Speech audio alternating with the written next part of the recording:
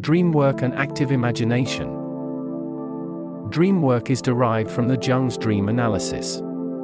Active imagination has a completely different relationship with the unconscious, one based on the recognition of its reality and power. In active imagination, you got to your unconscious to find what is there and learn what it has to offer to the conscious mind. The unconscious is not something to be manipulated to suit the purposes of the conscious mind, but an equal partner to engage in dialogue that leads to fuller maturity. Many people are aware that the unconscious communicates to our conscious minds through dreams. Many have learned theories on how to interpret dreams. But most of us become paralyzed when we try to work with our specific dreams. Sometimes, we make a guess at finding some association for the dream images.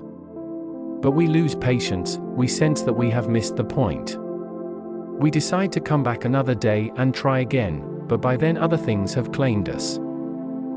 Each dream communicates information that isn't known consciously by the dreamer.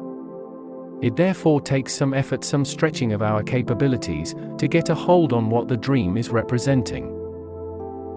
Getting started on one's own dreams is not a problem only for lay people, as the mind short-circuits at times. This is normal, for each dream communicates information that isn't known consciously by the dreamer. It therefore takes some effort, some stretching of our capabilities, to get a hold on what the dream is representing. An approach for this is we need a practical approach that gets us started, a series of physical and mental steps that enable us to approach the dream, break it down into symbols, and discover the meanings that these symbols have for us. A few warnings and suggestions for staying out of trouble. Be sure to follow them seriously and follow them. You must understand that when you approach the unconscious, you are dealing with one of the most powerful and autonomous forces in human experience. The techniques of inner work are intended to set in motion great powers of the unconscious.